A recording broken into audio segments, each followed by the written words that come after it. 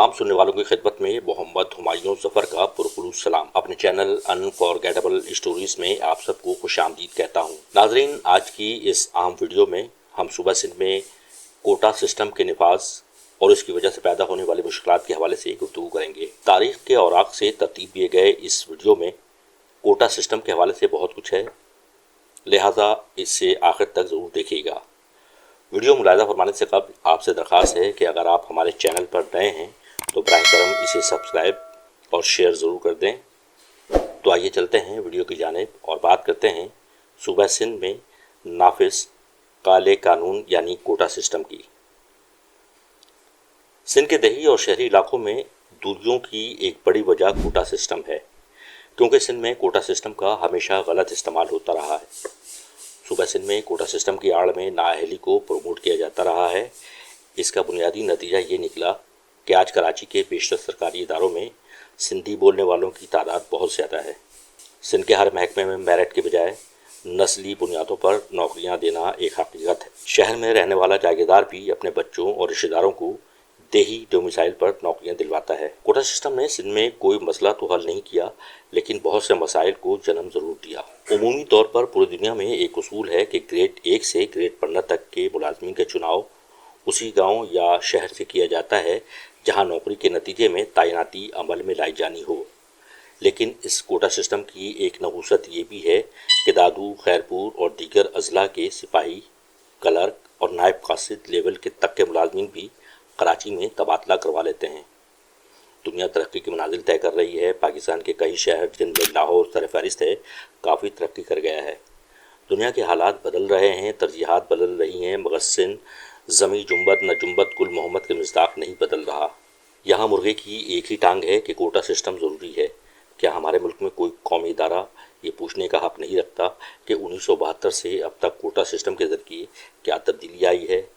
Quota system के नतीजे में देही और शहरी की तफरीक ख़त्म तो नहीं हो सकी, अलबत्ता एक बहुत बड़ी तब्दीली ये हुई कि सरकारी मुलाजमतों में शहरी नुमाइंदगी तकरीबन ख़त्म कर दी गई। नतीजतन सिंध सेक्रेटेरिएट समेत तालीम, सेहत, बल्दियात और दीगर शोबाजात में नीचे से लेकर ऊपर तक कराची या सिंध के शहरी इलाकों के उर्दू बोलने वाले इक्का दुक्का ही दिखाई देते हैं। बदकिस्मती से हमारी सिंधी सियासी क़यादत शायद ये चाहती है कि सिंध धरती पर कोई ज़िंदा रहे ना रहे, मगर भुट्टो ज़िंदा रहे। और इस भुट्टो को ज़िंदा रखने के लिए दूरियों की जो खलीज सिंध के शहरी और देही इलाकों में सिंधी क़यादत बिलखुसूस पाकिस्तान पीपल्स पार्टी के रहनुमाओं ने पैदा की है, वो बहुत ख़तरनाक है। आज भुट्टो की नस्ल से तो कोई काबिल ज़िक्र शख्सियत बाकी नहीं रही, मगर भुट्टो ज़िंदा है। बाद सिंधी कौम परस्त चाहते हैं कि सूबों में बसने वाले सब सिंधी बन जाएँ। वो ये भी चाहते हैं कि सिंध तकसीम ना हो, मगर सिंध की तकसीम की बुनियाद तो पीपल्स पार्टी के बानी चेयरमैन जुल्फ़िकार अली भुट्टो ने ही रख दी थी। देही सिंध और शहरी सिंध दरअसल सिंध की तकसीम ही तो थी। कोटा सिस्टम की सबसे बड़ी बुराई यह है कि सरकारी मुलाजमतों में महज 7% अफराद अहलियत की बुनियाद पर लिए जाते हैं, बाकी कोटा सिस्टम की भेंट चढ़ जाते हैं। जब इंतहाई अहमियत की हामिल सरकारी नौकरियों पर तकर्री की कसौटी महज डोमिसाइल बना दिया जाए तो फिर आला तालीम याफ्ता नौजवान कहाँ जाए? वाज़ह है कि कोटा सिस्टम को वफाकी शरई अदालत और पाकिस्तान सुप्रीम कोर्ट ने गैर कानूनी करार दे रखा है। 1973 में कोटा सिस्टम को जो आइनी तहफ़्फ़ुज़ फराहम किया गया था, वो ख़ुद इसी आइन के आर्टिकल 25 की खिलाफ वर्जी है। खुल्लम खुल्ला नाइंसाफ़ी और बेईमानी की इंतहा देखिए कि chief minister house, Sindh secretariat और इससे मुंसलिक तमाम डिपार्टमेंट में ग्रेड 1 से 15 के 99% अफराद गैर कानूनी भर्ती किए गए। यही हाल 17 से 21 ग्रेड के अफसरान का है। 99% गैर मुकामी हैं। हाई कोर्ट, सिटी कोर्ट और दीगर डिस्ट्रिक्ट कोर्ट में 80% मुलाजिम गैर मुकामी भर्ती किए गए हैं। KMC, building control authority, water board, KDA और DMCs में 30-40% मुलाजिम व अफसरान गैर मुकामी भर्ती किए गए हैं। इसी तरह महकमा जात समेत तमाम कराची के अस्पतालों में ग्रेड 1 से 17 तक 85% गैर मुकामी अफराद भर्ती किए गए हैं। ऐसे में महकमे जिनके नाम में कराची आता है, यानी KMC, के इलेक्ट्रिक, कराची पुलिस लाइन समेत कराची में वाक़ तमाम सूबाई और वफाकी दफातर, सुई gas, custom, NADRA, FIA, passport समेत दीगर तमाम डिपार्टमेंट्स में 80% سے زائد ملازمین غیر مقامی ہیں۔ آج کراچی کا واٹر سپلائی، کراچی کا پراپرٹی ٹیکس، کراچی کی گاڑیوں کا ٹیکس، کراچی کی ہر چیز کا انچارج لاڑکانہ، نواب شاہ، خیرپور، دادو یا 7 کا رہائشی ہے۔ حتیٰ کہ کراچی کا کچرا اٹھانے والے department solid waste board Karachi office میں بھی 90% ملازمین اندرون سندھ کے مختلف اضلاع سے تعلق رکھتے ہیں۔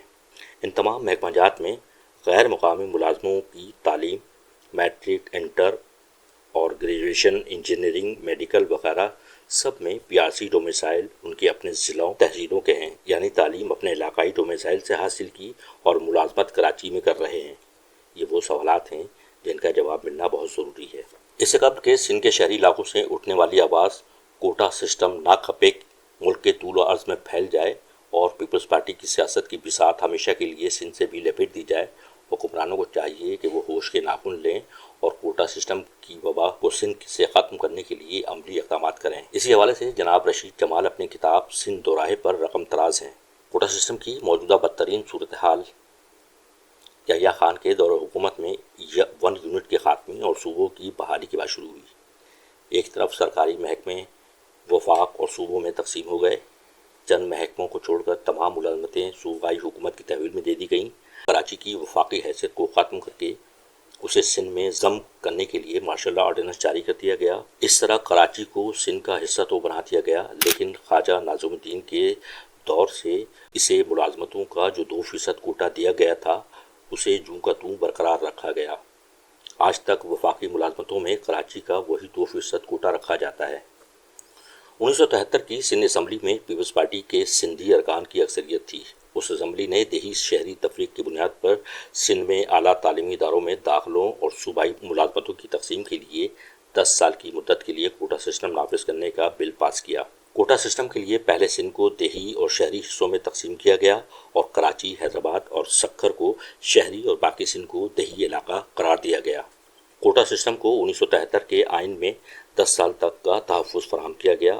اس وقت کے وزیر اعظم ذوالفقار علی بھٹو نے اس کالے قانون کے نفاذ کے وقت کہا تھا کہ دیہی عوام کو شہری علاقوں کی طرح وہ سب بنیادی سہولتیں فراہم کرنا چاہتا ہوں جو شہریوں کو حاصل ہیں، مثلاً تعلیم، روزگار، اسپتال اور شاہراہیں وغیرہ۔ انہوں نے یقین دلایا تھا کہ 10 سال کے اندر اندر دیہی آبادی کو ترقی دینے کے بعد کوٹا سسٹم ختم کراؤں گا۔ سندھ کے دیہی عوام جو کوٹا سسٹم کی وجہ سے مایوسیوں کا شکار ہوئے، جن کا حق کوٹا سسٹم کے نام پر چھینا گیا، وہ سندھ کی وفاق کے نام پر سیاست کرنے والی جماعتوں، سندھی قوم پرستوں، سندھی دانشوروں اور سندھی صحافیوں سے یہ سوال کرتے ہیں کہ کوٹا سسٹم صرف سندھ کے ان شہروں پر کیوں مسلط کیا گیا جہاں پر اردو بولنے والوں یعنی مہاجروں، پنجابیوں اور پٹھانوں کی آبادی زیادہ تھی۔ شہری علاقے کے لوگ دوسرا سوال یہ کرتے ہیں کہ 1973 میں کیا صرف سندھ وہ واحد صوبہ تھا جہاں کے دیہاتوں میں بنیادی سہولتیں میسر نہیں تھیں اور پاکستان کے باقی 3 صوبوں کی دیہی آبادیوں میں شہروں کی طرح بنیادی سہولتیں میسر تھیں؟ مگر حقیقت یہ ہے کہ سندھ میں صرف اور صرف سندھیوں کو فائدہ پہنچانے کے لیے کوٹا سسٹم نافذ کیا گیا اور سندھ کے شہری علاقوں میں آباد مہاجروں کو نظر انداز کیا گیا۔ ملک کے تینوں صوبوں میں کوٹا سسٹم اس وجہ سے نافذ کرنے کی ضرورت محسوس نہیں کی گئی کہ صوبہ پنجاب کے شہروں اور دیہاتوں میں پنجابی ہی رہتے تھے، سرحد اور بلوچستان میں بھی یہی صورتحال تھی، اس لیے وہاں کوٹا سسٹم نافذ کرنے کی ضرورت محسوس نہیں کی گئی۔ صرف سندھ میں تعصب کی بنیاد پر نافذ کیا گیا، لہٰذا جب تک کوٹا سسٹم کا خاتمہ نہیں ہوگا سندھ کی شہری آبادی اور دیہی آبادی کے درمیان خلیج موجود رہے گی، کیونکہ کوٹا سسٹم ہی وہ بنیادی لکیر تھی جس نے شہری اور دیہی آبادیوں کو تقسیم کیا۔ جب کوٹا سسٹم کو 10 سال مکمل ہوئے تو اس وقت جنرل ضیاء کی حکومت تھی، جنہوں نے عالمی ادبی میلے کے موقع پر کوٹا سسٹم میں مزید 10 سال کے لیے توسیع کا اعلان کر دیا۔ 1985 میں جب محمد خان جنوجو برسر اقتدار آئے تو مارشل لا آرڈیننس کو آئینی سہارا دینے کے لیے کوٹا سسٹم میں 10 سالہ توسیع 8ویں ترمیم کے پیکیج ڈیل کے ساتھ قومی اسمبلی سے منظور کروا کر کوٹا سسٹم 1993 تک کے لیے نافذ کر دیا۔ 1993 میں اس وقت کے نگراں وزیر اعظم معین قریشی نے کوٹا سسٹم کی میعاد ختم ہونے کے باوجود ایک آرڈیننس کے ذریعے اس کالے قانون میں مزید 10 سال کے لیے توسیع کر کے اس لعنت کے خاتمے کی تمام امیدوں پر پانی پھیر دیا۔ کوٹا سسٹم 1973 کے آئین کے آرٹیکل 27 کے تحت پہلے 10 سال کے لیے نافذ کیا گیا۔ 1985 کے بعد بتدریج اس میں صدارتی آرڈیننس کے تحت توسیع کی جاتی رہی۔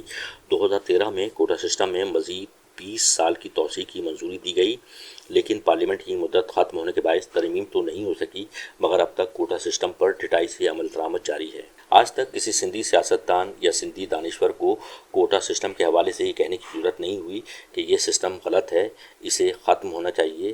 کوٹا سسٹم یا لسانی بل کی بات ہوتی ہے تو وہ ہمیشہ بات کو گھما دیتے ہیں۔ کسی قوم پرست نے آج تک یہ نہیں کہا کہ ہم اپنی قابلیت کے بدولت اور میرٹ پر نوکری اور تعلیم حاصل کرنے کی صلاحیت رکھتے ہیں۔ ہمیں کوٹا سسٹم کے تحت ملنے والی بھیک نہیں چاہیے۔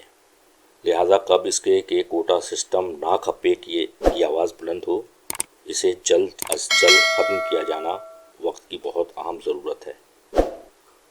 اب تک کے لیے اتنا ہی، اجازت دیجیے، اللہ حافظ۔